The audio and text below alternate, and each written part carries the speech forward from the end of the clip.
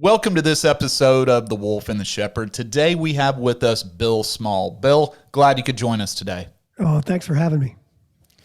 Hey, Bill. I'm going to go in reverse here a little bit because you're just starting a new podcast, right? Yes. Right. Well, I think you've misnamed it to begin with, because why you didn't call it The Adventures of Little Bill, I don't know.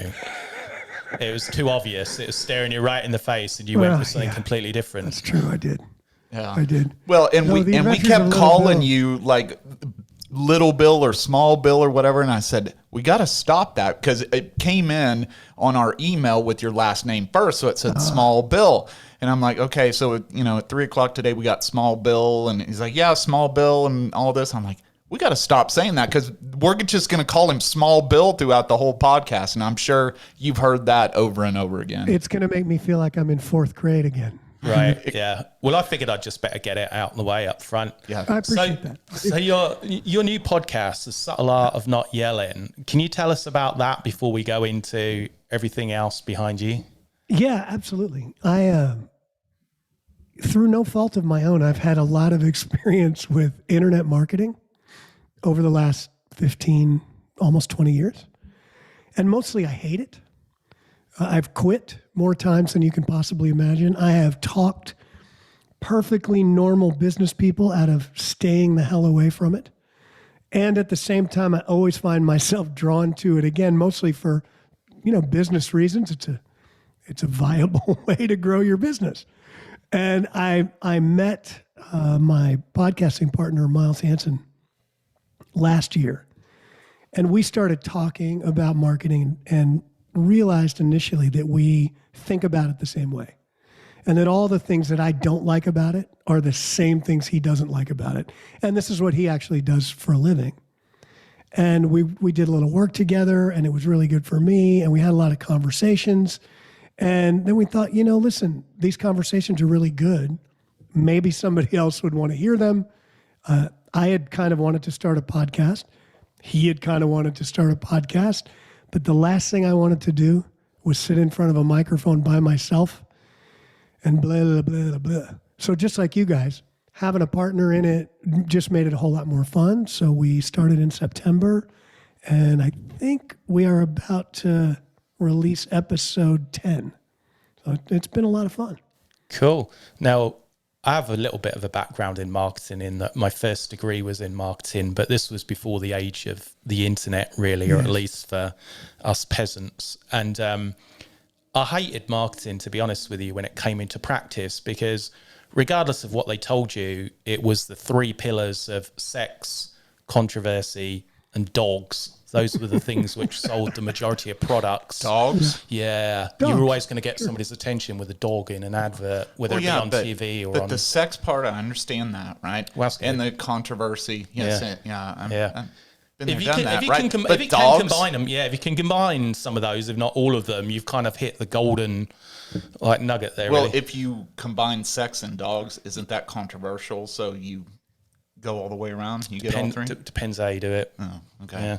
So, what's your podcast about in a nutshell? I mean, does it go from week to week just addressing things which come on the scene with your topic, or is this something you've got like planned out to try and reach this goal of communicating something? We don't plan a thing. I mean, nothing.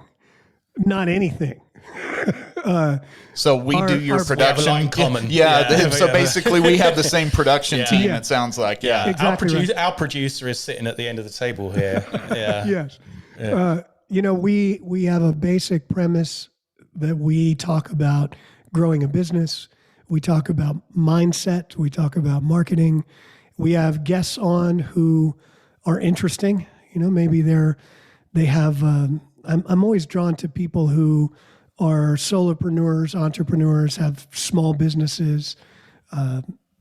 So many people in the music space that I'm a part of, they're business people. They don't always know that, but they are. So it's really interesting to get those kind of perspectives. We just did an episode with someone who just released his first novel. And I'd never really talked to anybody about that. And from the process of actually getting it done to, okay, great, you wrote a novel, now what?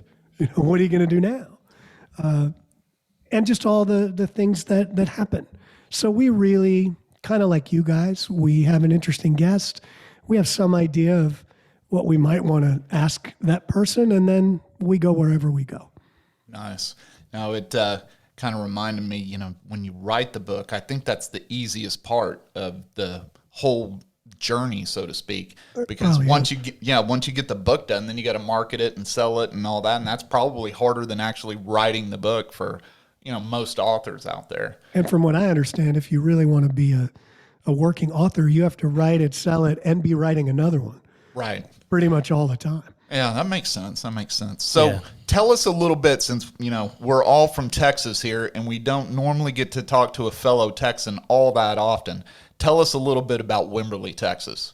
Yeah, so Wimberley is a little town about 35 miles southwest of Austin on the Blanco River, mostly known as a little river vacation spot.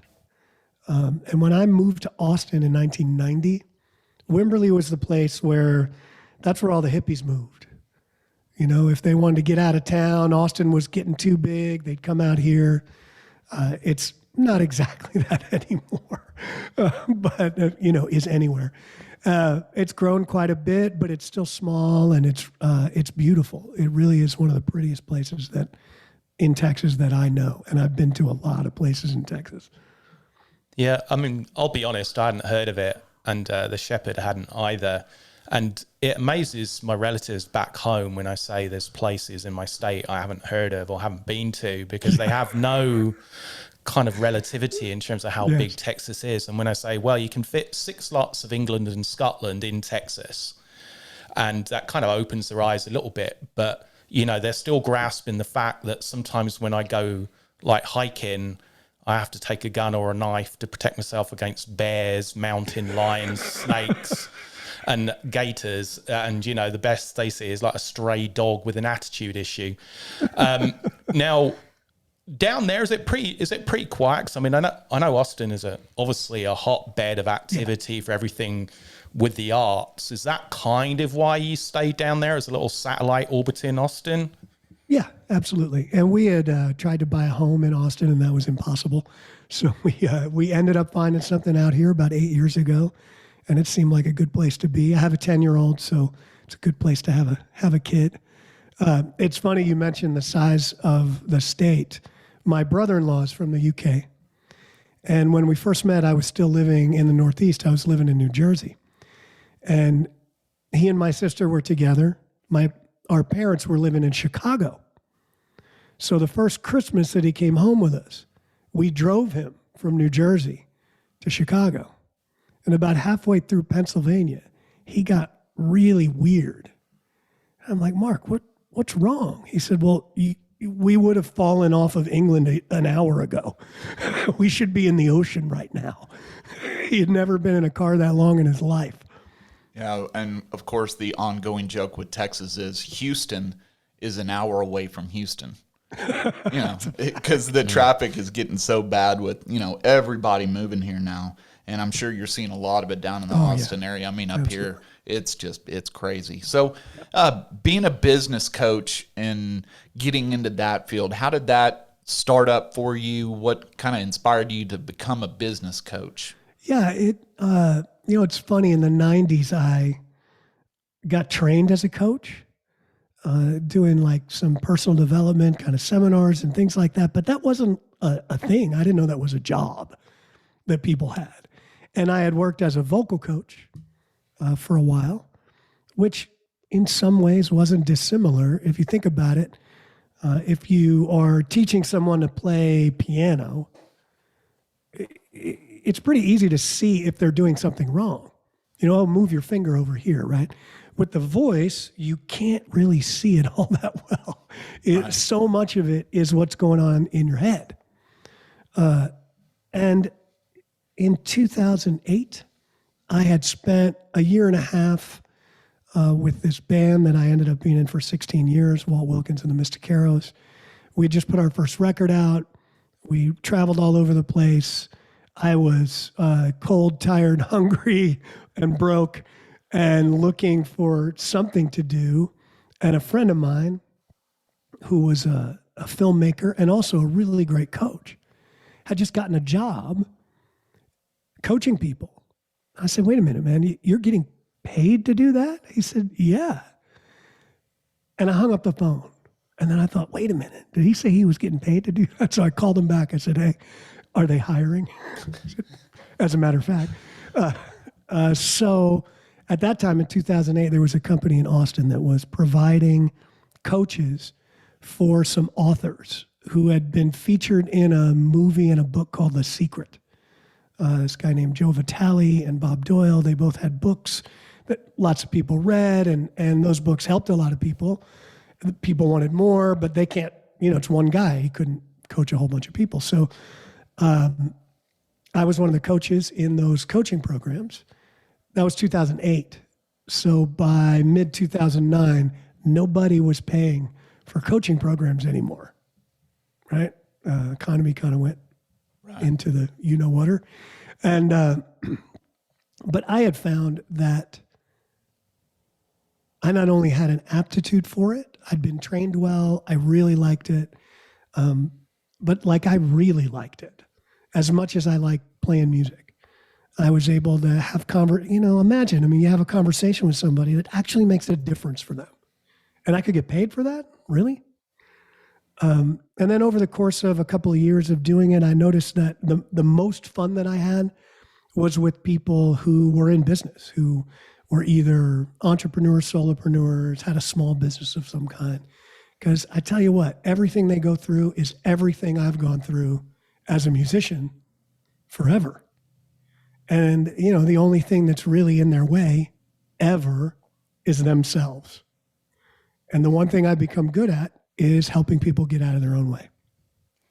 Yeah, I was a business analyst for most of the 90s, and I started off with no experience whatsoever, but I realized about 10 minutes into it, you really didn't need that much experience, just common sense and being able to problem solve and especially reverse engineer.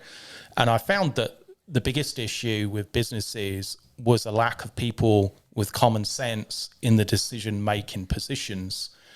And, it became very popular towards the end of the 90s to do all this group think stuff, let's all sit down and, have a discussion and hope one of us grows an extra brain cell to come up with an original thought. But, I think where business has kind of hit a brick wall is because there's too much information. There's information saturation. I think the books around at the time and, the more popular keynote speakers were very competent. The information you got was pretty valuable. Now, probably 98% of the information you get is crap, especially, with the dawn of the internet and everybody offering you a program. Yes. Did you see from when you first started that your job became easier because you didn't have to be quite so good at it as time went on with all the starters coming up? Or did you find it more difficult because it switched away from the old traditional kind of coaching and enforcement methods in business to this entire new playing field where nobody still really has a clue which direction it's going to go? It's interesting. I'm not sure that for me it was easier or harder. I think one of the key things about what my role becomes with a business owner is you made this really great point about kind of poor decision making, right? People just not making great decisions. And part of the reason is you own your own business. You're trying to figure out what to do. Who do you talk to about that?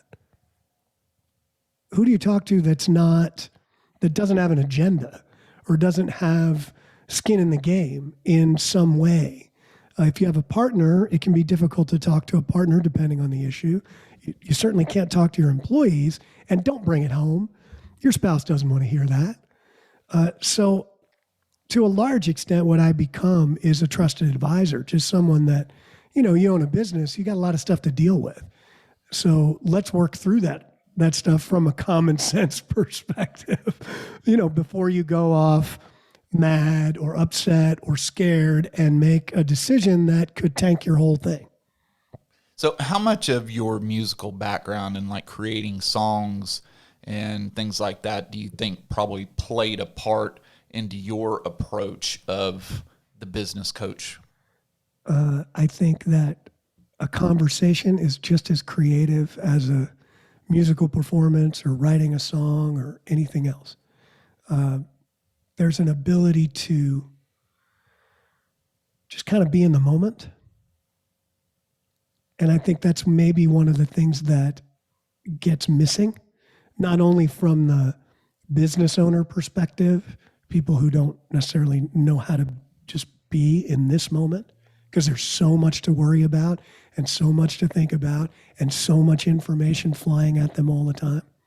And also from a coaching perspective, really my job is to just be as present as I can possibly be in any moment inside that conversation. And then whatever there is to say next, it'll be there.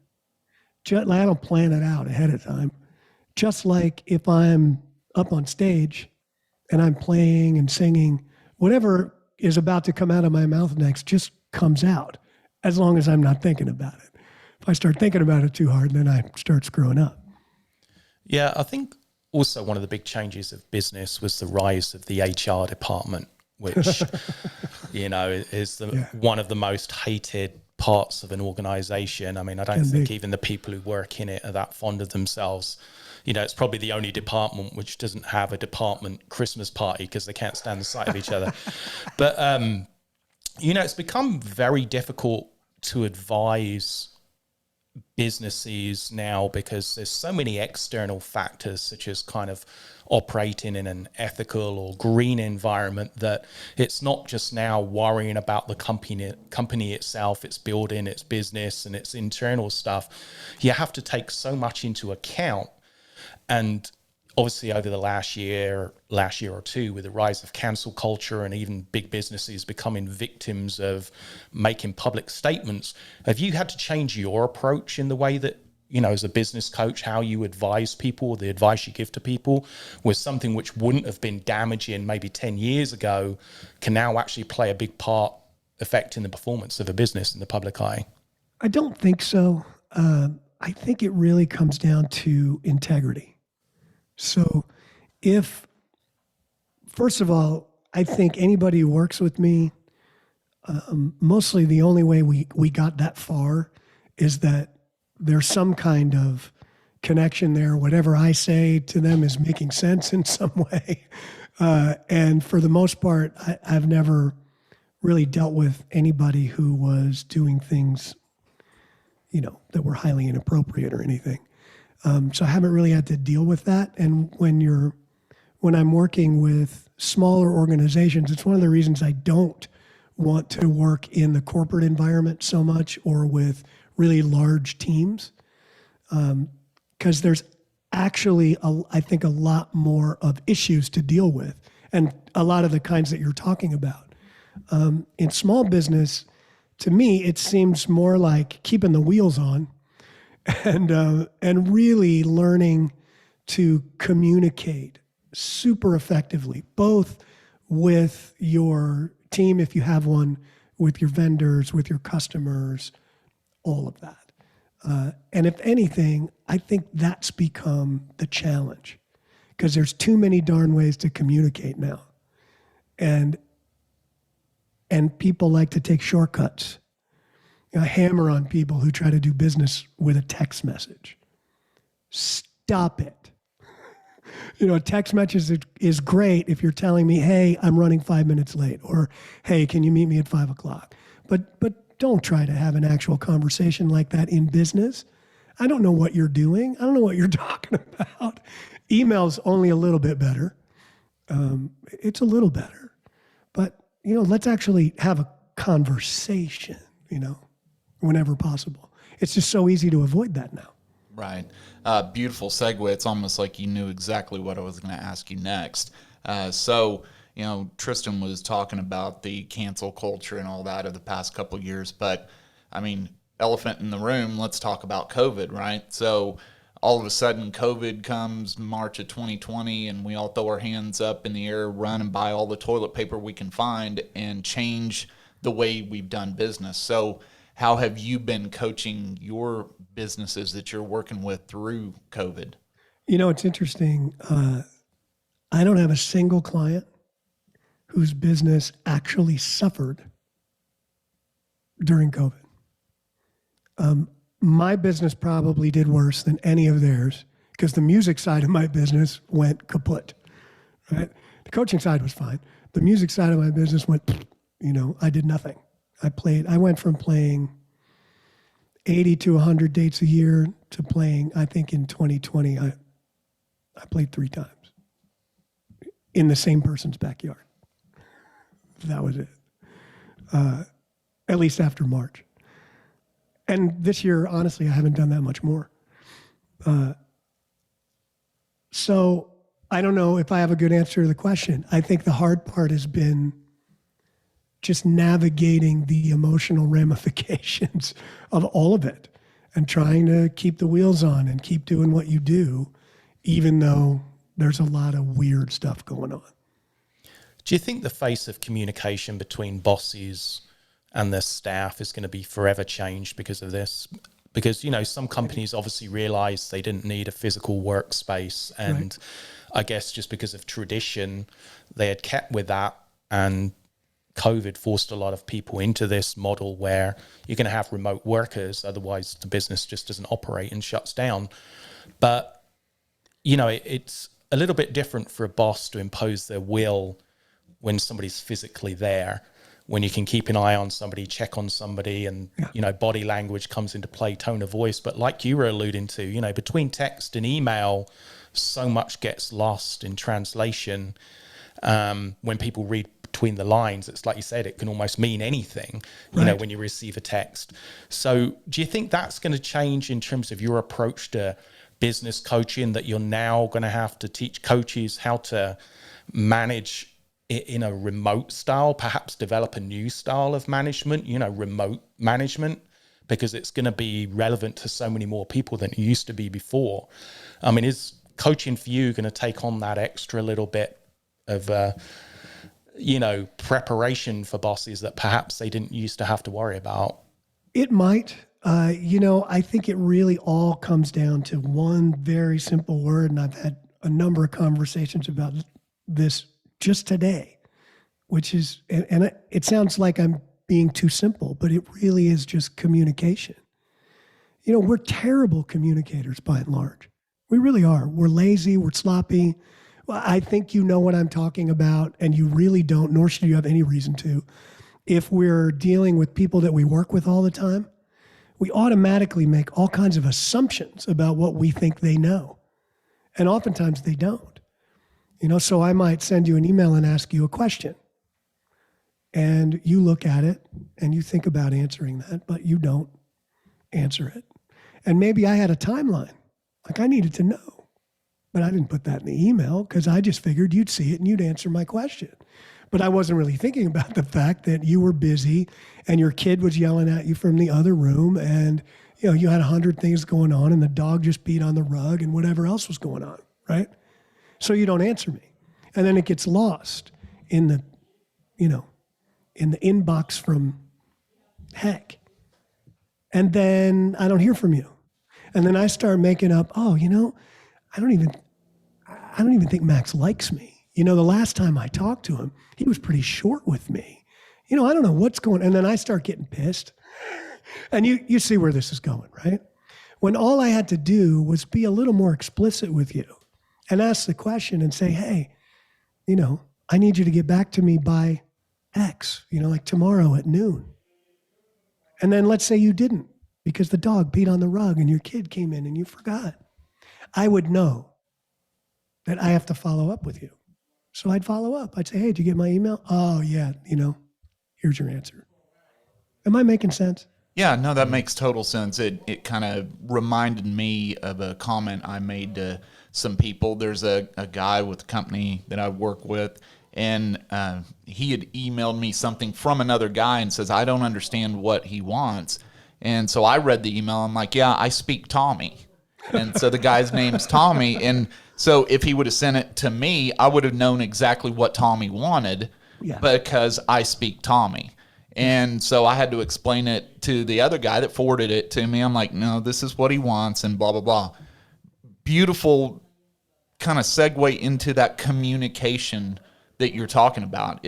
Is that biggest struggle that businesses are having now? And how do you work with somebody to get them to communicate better? I think it's a struggle for all businesses and probably all people all the time. I mean, think about your relationships that don't work. People don't communicate, right? They don't talk about, real things. In business, I think it's super hard, but communication is a skill. It's not just something that you're born with. Maybe you're born with more aptitude towards, but it's a learnable skill. It really is. I think you have to be able to see where it doesn't work. Awareness always comes first. If you can't see it, you can't change it. So if you can become aware of the holes of what's missing in communication, finding resources to figure out how to get better at it, that's not the hard part. It's really just being able to see, oh, wait a minute. That's actually coming from me. I'm not communicating well. And people don't want to be responsible for that either. They always want to blame it on the other guy. Oh, well, I sent him an email, Well, yeah, but he doesn't know what you want, right? Right. But would you not agree, though, that some people are kind of born with that ability to communicate?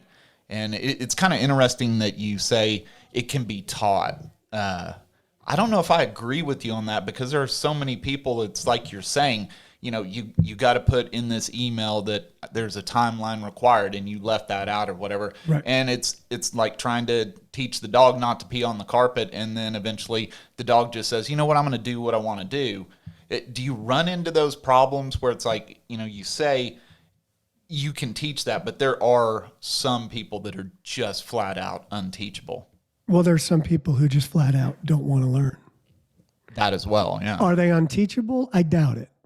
Because really, that same person, if they really wanted to learn that, if they were like, look, I can see how this is making my life miserable, they would figure it out. They would. And the reason that I hammer on that it's teachable is because I've learned to be better at it. And yeah, maybe, I don't know, maybe I have an aptitude for it, because even when I was a kid, I talked till I was blue in the face. I'm getting paid back for that because my own child never, ever stops talking. But I know that I've been able to get better at it. Do I have it licked? No, absolutely not. I can always grow. And maybe it comes down to that. Are you a growth person, or are you no, I'm good where I'm at person? Right. Now, about 5 years ago, you started Artist Mind Inc.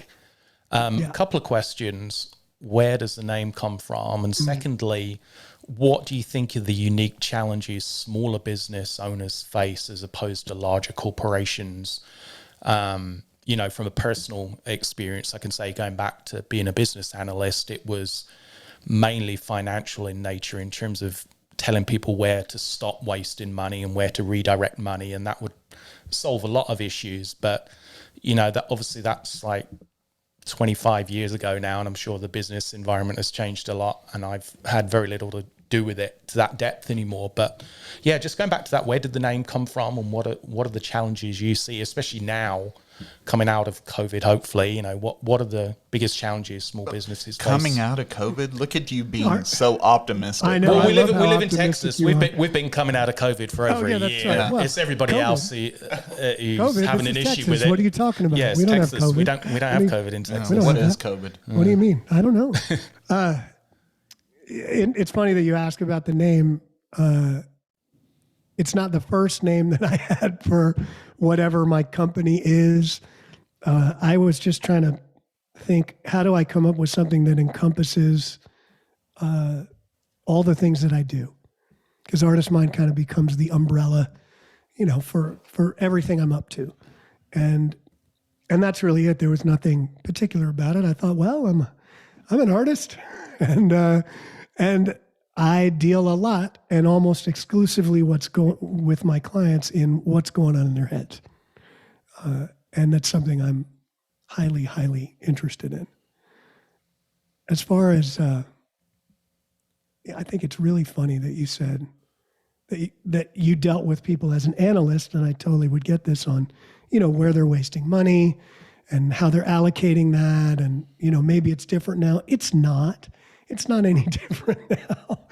The biggest challenge to having a business, and I'm not sure it matters what size it is people. People are wonderful and they're awful and they're smart and they're stupid. And the only thing that's ever gotten in my way is me. And that's true of everyone I've ever worked with and every business I've ever worked with. The thing that makes it great is the people, and the thing that makes it not work at all is the people. So it's really, the challenge is the people. The challenge is finding the ways that a business owner actually impedes their own success. And hopefully they're able to see that and create some new habits and behaviors and change the way they're looking at things so that they can do better. So going along those same lines with the people, right? I've read some news stories and they call it the Great Resignation. People are quitting their jobs or early retirement, things like that, in an unprecedented percentage rate, or however you want to describe that, right? Yeah. In your coaching some of your businesses and going through all that, what's your take on this Great Resignation? Like, what's going on? Do we stop it? Can we stop it? Should we stop it? Yeah, it's really weird. Like, do you guys have this up there where you go out to eat and nobody has any help? Yeah. We went, not him and I, but I took the wife to a chain restaurant on the border. And this was like 2 weeks ago. And we pulled up, and there were 4 other cars that pulled up almost at the same time. So everybody kind of gets out of the car at the same time, and now there's a line to get in, right? And so we don't really think about it too much. It's like, hey, everybody pulled up at the same time, so they're just trying to catch up. Well, then we just kept standing there.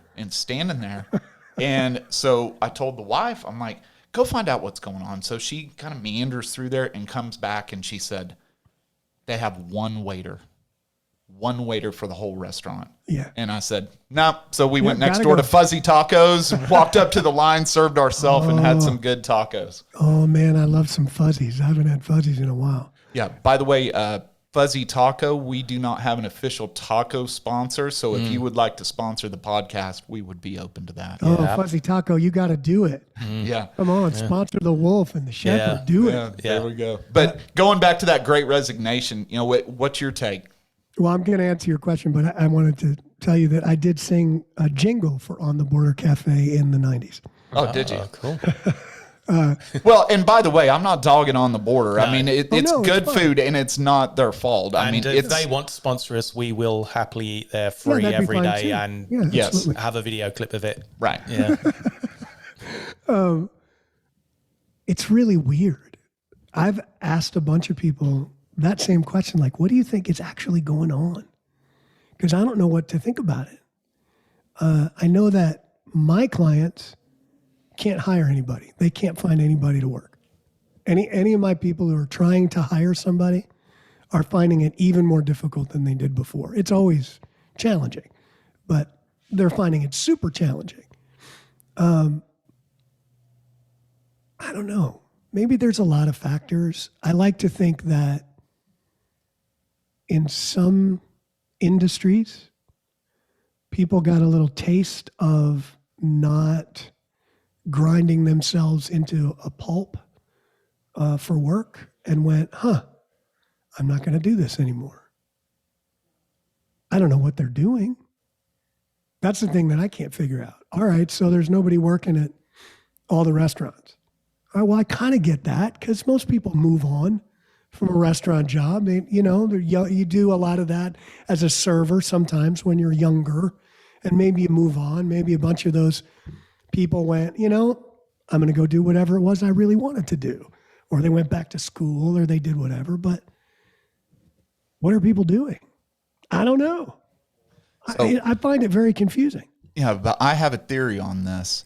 Oh, So, do tell. Yeah. So a couple of days ago, the wife and I go out to eat, and we go to a pizza place. And it's a little pizzeria in Roanoke, Texas. And we walk in, and they had a fair amount of staff in there, right? They had 3 or 4 waiters, but it's a smaller place. It's much smaller than on the border. And when we were leaving, there was a restaurant across the street that had a sign saying temporarily closed. And my wife said, well, they must not be able to hire staff. And I said, I think I figured out why nobody wants to work in restaurants anymore. And it has nothing to do with the $2.13 plus tips and anything. I said, all you have to do is look at our boys and realize why nobody wants to work. And she said, well, what do you mean? I said, our kids want an Xbox, and they have that. They want a phone, and they've got that. Yeah. And that's all they want. It's not like back in our day where, we went and spent $20 on a CD, right? They just stream the music. Right. They watch all the content they want. They don't really care to even go to the movies or anything. They've got a bajillion channels on Netflix and Hulu and YouTube and everything, and they've got their phones. They can communicate. They don't even want to go anywhere. Yep. So why work? And my son told me that Netflix is free. I said, it's free for you. Exactly. Yeah. Yeah. I mean, when you got mom and dad paying those little bills, right? Right. Why work? You got everything you want. So that's my theory.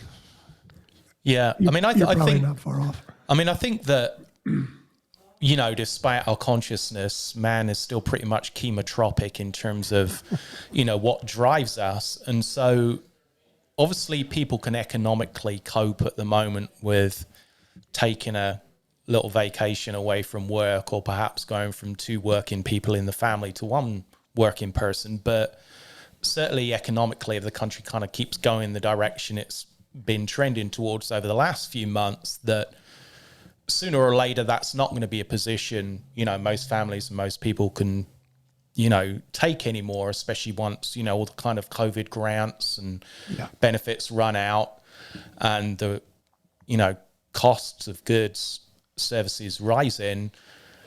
How are people going to get back into a moving workplace when perhaps there's been so many changes that they're actually not a fit for what they were before? Even those people who have been working, their job is very different now in a lot of ways than it perhaps was a year and a half, 2 years ago. But when you've got somebody who's taken out of the system and then tries to jump back in, they're going to be at somewhat a disadvantage, because life goes on, business goes on. And I know quite a few friends who have their own businesses, and their channels of distribution have changed greatly over this last 18 months.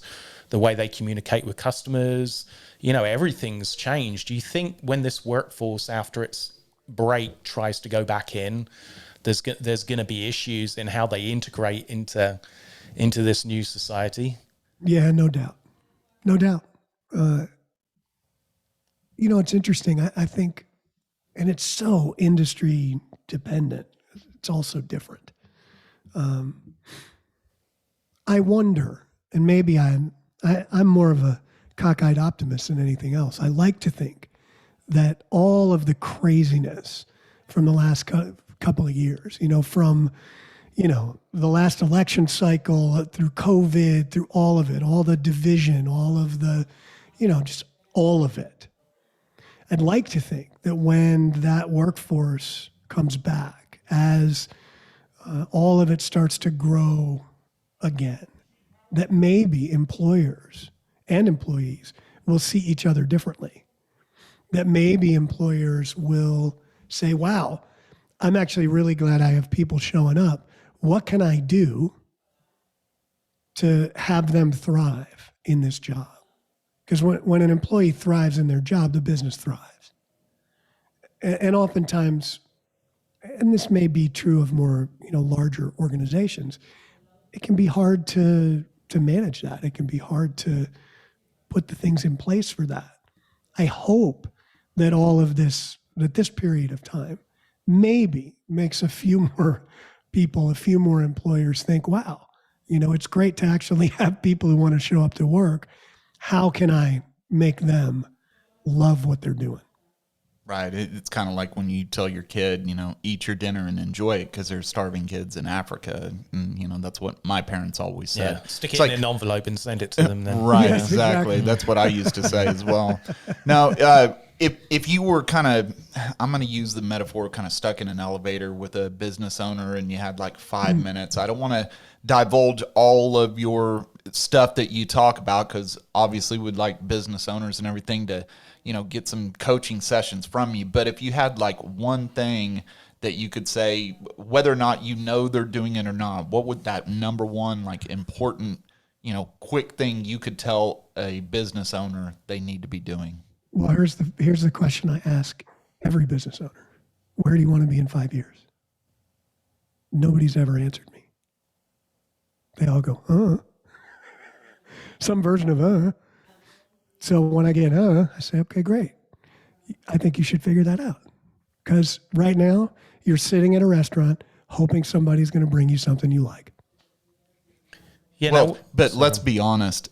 If you would have asked somebody that in 2016, where do you see yourself in 5 years, no one would have got it right. Well, I just mean, where you want your business to go, and you're absolutely right. Yeah. Now, like most people, I'd be quite happy if robots took over a lot of stuff. Except security work in malls. Well, we've already discussed that one. They're not cut out for that. Yeah, they emotionally can't cope with it. Now, a lot of workforces, can be, once they're remote and you take away that personal interaction, it's not too great of a leap to move towards that automation through AI, et cetera, where companies realize, perhaps we don't need people. We just need task management, tasks to be done. And now I'm not having to pay for this office space, whatever. I can invest more money in technology and actually having an effective workplace and some AI representation online, which takes the place of great Aunt Tabitha, who's 63 over there and has been with the company since she left kindergarten. Do you think that it's going to be more and more difficult, for people to get involved into a career as such when you don't know if what you envisaged as a career is going to completely disappear within 3 or 4 years? It's going to be, replaced by AI, or it's going to be split and fragmented into so many different bits. It's not going to be a one-person job anymore. Everything's going to be outsourced to things which perform it kind of perfectly. I think there's two different parts to that, and one of them, I heard a great interview with an AI, like a real AI scientist guy, who basically said, first of all, AI is nowhere near ready to do any of the stuff that we're afraid that it may someday do, and that mostly it's not meant to be a replacement for humans. It's meant to be an enhancement. I will say that interview made me feel a lot better about all of it. I don't think in 3 or 4 years, robots or AI or anything else is going to replace that many people doing anything. Because even in task-oriented, let's say in an automotive plant, yes, they have robot arms that do things, but they also need people to maintain all those robot arms. So yeah, the guy who used to, put all the screws into the door, he needs to learn how to do this other thing now and can absolutely be trained at how to do that. So I think the jobs are going to change without question. But you said the word outsource. Yeah, because there are a lot of things done by a lot of different people. Yes. Which, if you put all that together, you're going to come out with a more effective result than 20 different people doing it. But the problem is one person can only think so much and do so much work by themselves. But when you have an algorithm which can take all of these components together and come out with a better response, I meant kind of like at perhaps the decision making, like a lot of staff don't have that much decision making outside of should I turn up for work, should I leave early. They just follow the instructions are given. But you do have people, especially in small companies, where perhaps everybody has a level of responsibility within that company. Sure. But just as you've seen, a lot of smaller companies who used to have receptionists now have automated systems. And it came out of necessity and finances, get rid of the secretary because it saves us money. It doesn't take any time off sick, hopefully. And, that's great. So I meant those type of jobs where you can see it's an easy step to automation. Mm-hmm. It's an easy step that even if the AI isn't quite as personable, and it doesn't seem that businesses care too much about that anymore, that, this great resignation, a lot of those people are not going to have jobs to go back to eventually. They won't have the same job. Yeah, they are going to have to take this time to learn new skills, get a new skill set, as you mentioned. And, I think that, if people perhaps over the age of 40, think they're going to be able to skate by with limited IT knowledge, thinking, all right, I'm 20 years, 25 years from retiring, I think they're going to come in for a big shock, because probably over the next 5 years, we're going to see a lot more things move towards being managed by IT, maybe in cohorts with humans. But I think IT decision-making is certainly going to come in a lot more. Yeah, but I think you're right. I mean, going along with that, though, doesn't that almost kill that quote-unquote entry-level job? You always hear about, the kid that started in the mailroom and then he gets moved to here and moved to there. Well, when you automate the mailroom, you can't put a kid in the mailroom, and so now he's got to start here, and so on and so forth. And you automate all those entry-level jobs. So how are people supposed to even get the experience? I think it changes the entry-level job. Somebody's got to write the automation. The entry-level job becomes an entry-level coder, which your kids probably already know how to do, that they're doing it on their Xbox right now. You don't even know. You probably go home and they'll be able to turn the lights on and start your car with the Xbox because they know how to do that stuff. I'm not sure how it'll for sure change what jobs are available. Absolutely. And it'd be interesting to see if, as a culture, where we actually at any point become interested in training people to do, these things that are going to be necessary in the future.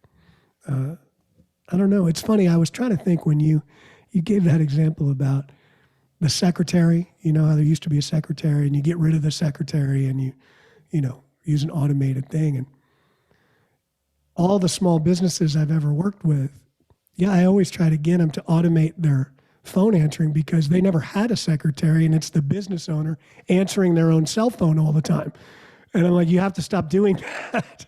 So we find them a way to automate it, which is fantastic because they can't afford to hire somebody to do that. But so you're the guy responsible for every time I call something, I have to wait and hear that pre-recorded message and push one. And then I have to say, talk to a person, talk to a person, talk to a person. Yeah. That's all your fault. Okay. Yes, it's my fault. And I have also yelled at the phone, talk to a freaking representative, many times. Yeah, I've actually watched him do that when the clear instruction, because he's had it on speakerphone, the clear instruction is press 0, but he still shouts at it. It's more fun that way. It makes me angry. But I do know a workaround, by the way, especially in Texas, and this is probably nationwide. Do you know the quickest way to actually get to a person in one of those automated things? No, but this will make the whole episode better. Go ahead. So all you have to do is know just a little bit of Spanish. You need to be able to count to 10 in Spanish. And you listen whenever it says, para continuar en español, marque 5. And like, 5.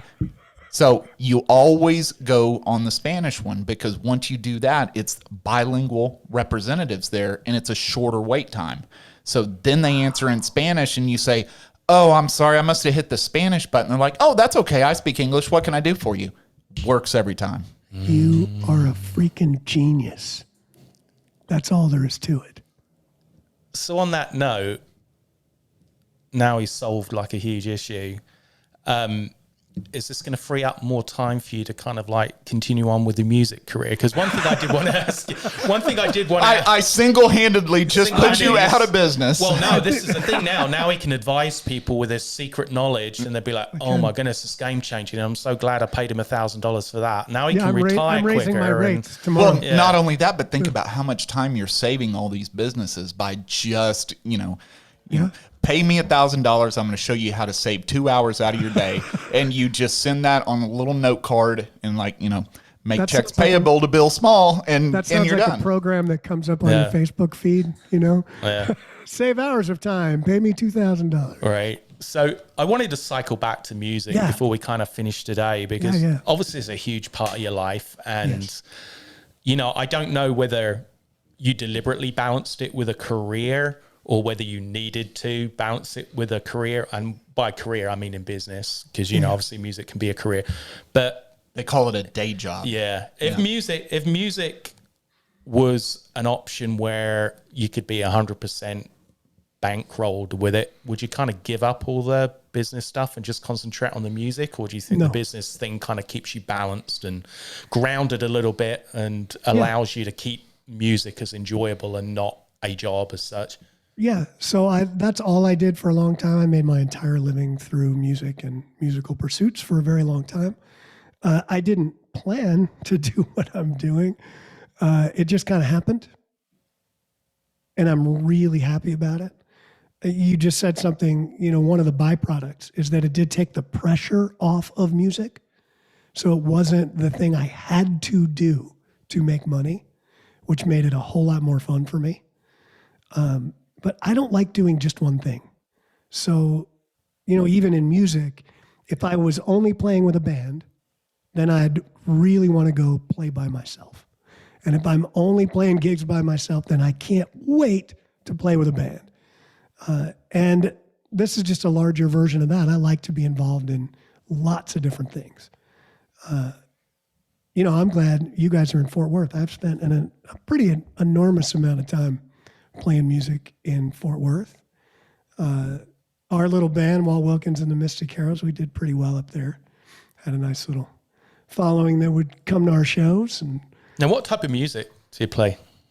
Well, that band was considered, you know, kind of country rock, Texas music sort of stuff. I don't know if you know or have heard of Walt. He's a really wonderful songwriter. I actually heard him for the first time in Nashville when we were all living there. I lived there for about 3 years.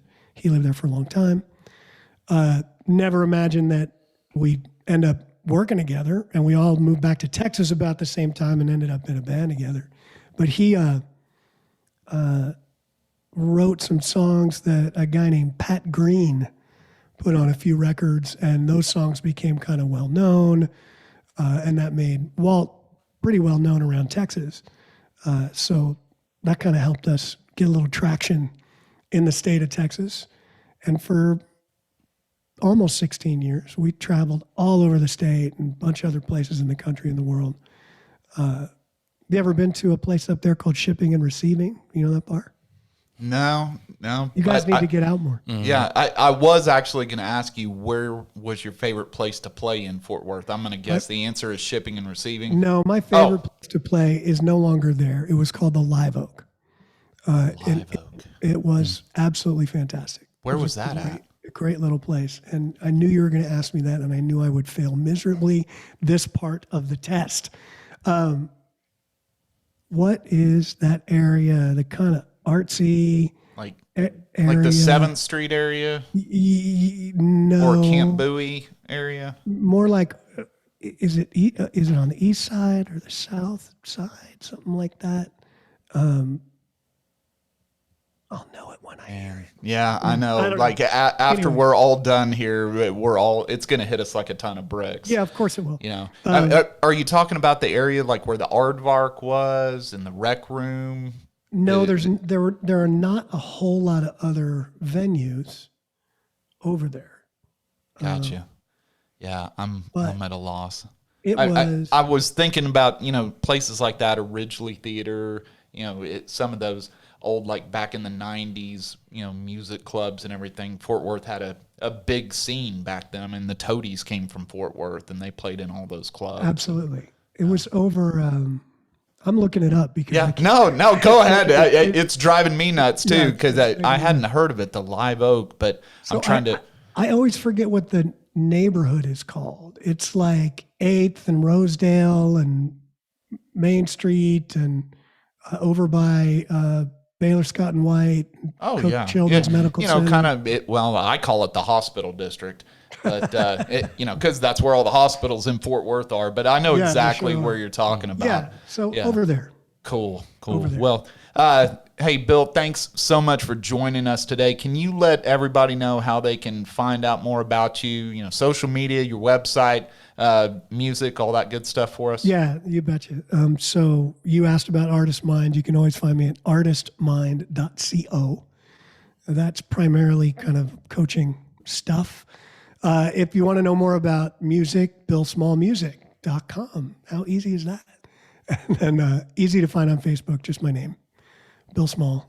Or if you're into Instagram, which I don't know if I am or not. I mean, I have one.